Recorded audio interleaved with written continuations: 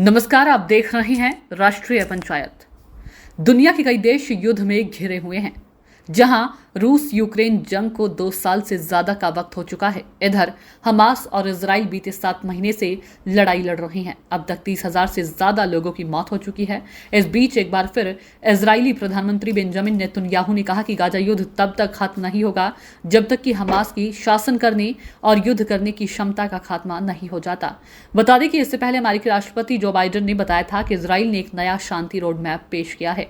Netanyahu के कार्यालय का कहना है कि पीएम नेतन्याहू ने वार्ता दल से बंधकों की वापसी के लिए एक रूपरेखा पेश करने का निर्देश दिया है। साथ ही इस बात पर जोर दिया कि युद्ध तब तक समाप्त नहीं होगा जब तक सभी लक्ष्य प्राप्त नहीं लिए जाते, जिसमें हमारे सभी बंधकों की वापसी और हमास की सैन्य और सरकारी क्षमताओं का उन्मूलन शामिल है। और उनका यह भी कहना है कि इजराइल द्वारा पेश रूपरेखा इजराइल को इन सिद्धांतों को बनाए रखने की अनुमति देता है।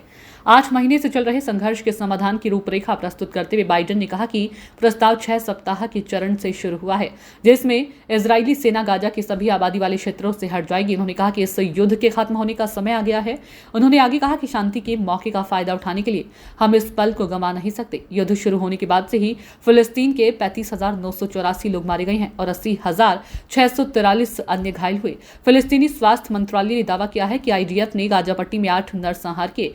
इसमें आगे कहा गया है कि कई पीड़ित अभी भी मलबे के नीचे दबे हैं या सड़कों पर हैं, इसलिए एम्बुलेंस और नागरिक सुरक्षा दल उन तक नहीं पहुंच सकते। उधर रॉयटर्स ने जानकारी दी है कि राफा में इजरायली हमलों में कम से कम 20 फिलिस्तीनी नागरिकों की मौत हो गई है। एसोसिएटेड प्रेस के मुताबिक फिलिस्तीनी स्वास्थ्य मंत्रालय का कहना है कि राफा पर इजराइल के हवाई हमले में 22 लोग मारे गए हैं जो शिविरों में रह रहे थे।